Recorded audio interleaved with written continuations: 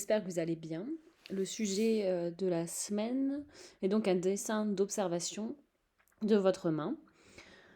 Vous allez le réaliser sur la moitié d'une feuille A4, donc c'est un format 5. Et la main, vous la mettez dans la position de votre choix. Elle peut être ouverte, fermée, certains doigts plus surélevés que d'autres. Vous pouvez serrer quelque chose dans votre main si vous vous sentez vraiment à l'aise avec l'exercice. Le travail est cette fois-ci obligatoire et il sera réutilisé en classe au retour du présentiel. Alors, qu'est-ce qu'un dessin d'observation?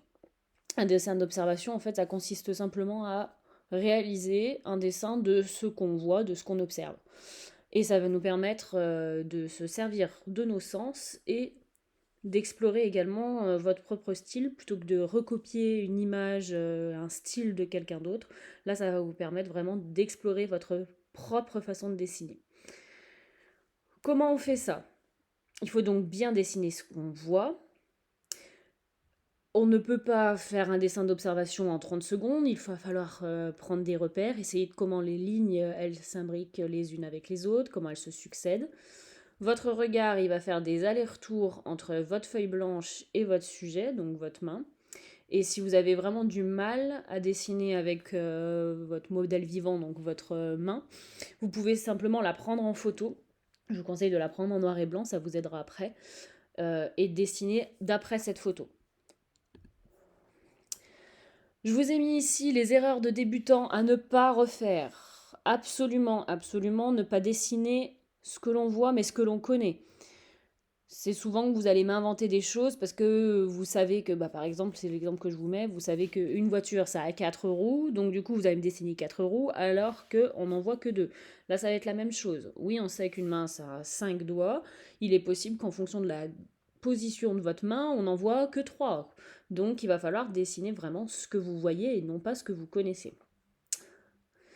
Commencez par un détail, ou si vous commencez par un détail, vous prenez le risque d'avoir des erreurs de proportion et de ne pas avoir toute votre main qui passe dans votre feuille. Donc, placez d'abord la forme générale et ensuite, on va aller dans le détail. Commencez en appuyant tout de suite sur ces traits, ça c'est pareil, je n'arrête pas de vous le dire.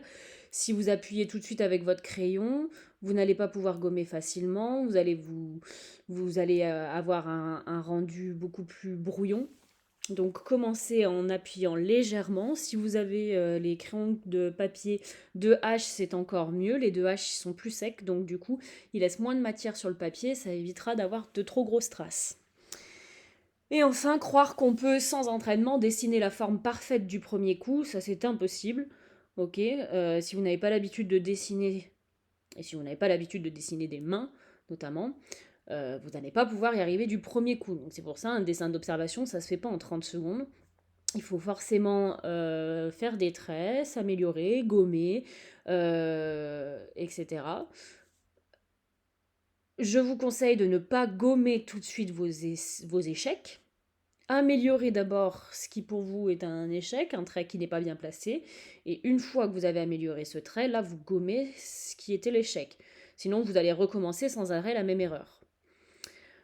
Un petit rappel, dans le dessin, il n'y a pas de talent, hein, juste de l'entraînement. Ceux qui savent bien dessiner, ce sont ceux qui se sont entraînés, qui ont refait, qui ont accepté de faire des erreurs, de jeter, de refaire, et surtout qui y ont passé du temps. Donc c'est soit on s'entraîne, soit on ne s'entraîne pas, mais si on ne s'entraîne pas, il est impossible de progresser en dessin. Pour les aides sur les étapes.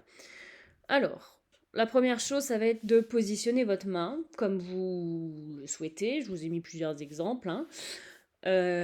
Ensuite, il y a forcément un temps d'observation. Prenez 5 vraies minutes pour observer votre main. Où sont les lignes courbes? Où sont les lignes droites? Comment les lignes, elles s'imbriquent? Essayez de prendre des repères. Tel doigt aussi long que tel endroit. Tel endroit est parallèle à tel endroit, etc. Ça va vous aider vraiment pour pas faire des erreurs de proportion. Une fois que vous avez bien observé votre sujet, là, vous allez pouvoir placer les formes générales. Donc, on va placer les premiers traits, on va appeler ça l'esquisse. Donc, c'est vraiment la base, mais c'est la base qu'on va améliorer. on va vraiment faire des formes géométriques simplifiées. Et ensuite, on va pouvoir, quatrième étape, retravailler les formes, ajouter des détails, et ça nous prend environ 10-15 minutes. Vous allez retravailler petit à petit sur cette base géométrique, sur cette base simplifiée que vous avez fait. Un dessin d'observation réussi, c'est un dessin où on a pris le temps d'observer, où on a pris le temps de dessiner, où on a essayé de respecter au maximum les proportions en se repérant, en comparant les tailles et les placements des éléments.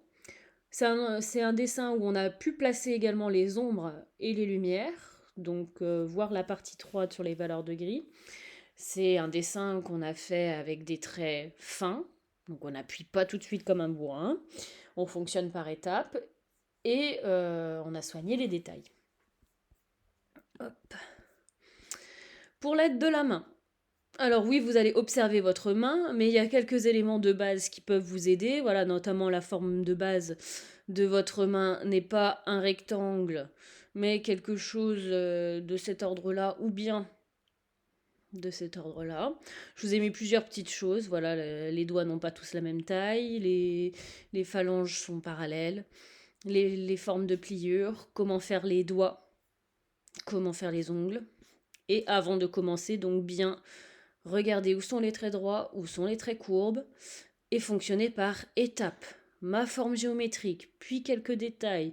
Ensuite, je viens placer mes ombres, je viens essayer de repérer mes détails, et à la fin, je repasse pour avoir un dessin achevé et juste en termes de proportion. Hop. Enfin, donc, les valeurs de gris. Il va falloir placer les zones d'ombre et de lumière sur votre main. Je n'attends pas que le contour. Donc vous allez avoir des gris pâles, des gris très sombres. Pareil, si vous avez les crayons de papier 2B, 4B, 6B, vous pouvez les utiliser pour faire les ombres plus facilement. Ces ombres, vous pouvez simplement soit estomper avec votre doigt, avec un mouchoir, soit faire des ombres en croisant, en faisant des hachures sur votre main, c'est possible aussi. Et là, je vous ai mis un exemple. Là, non, il y a trop peu de valeur de gris, on a juste le contour et quelques ombres qu'on va appeler les ombres portées. Ça, non, ok. Je veux vraiment que votre main soit entièrement grisée, du gris pâle au gris foncé en fonction des ombres. Pour le rendu, votre travail est à rendre au plus tard le 30 avril via la tuile rendre un devoir sur la classe.com. Pour l'évaluation, très satisfaisant, la main est bien proportionnée. Bien sûr que je vais accepter quelques petites erreurs, mais voilà, je vois que vous avez fait des efforts de proportion. Surtout, les valeurs de gris sont parfaitement travaillées et les détails soignés. Satisfaisant, la main est assez bien proportionnée, il y a des efforts dans les valeurs de gris et les détails, mais l'application est améliorée. Et non évalué, il y a vraiment des trop gros problèmes de proportion. Ou bien je vois que vous avez fait que le contour, ou bien que vous avez fait l'exercice en 2 minutes et que vous n'avez pas fait un dessin d'observation, mais que vous avez simplement dessiné une main à la va-vite. Voilà.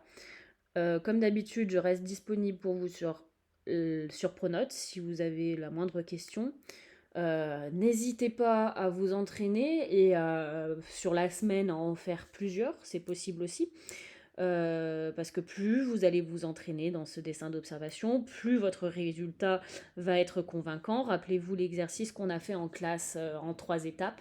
Votre second dessin est généralement toujours le meilleur, puisque vous avez pris l'habitude de repérer et de dessiner ce modèle-là.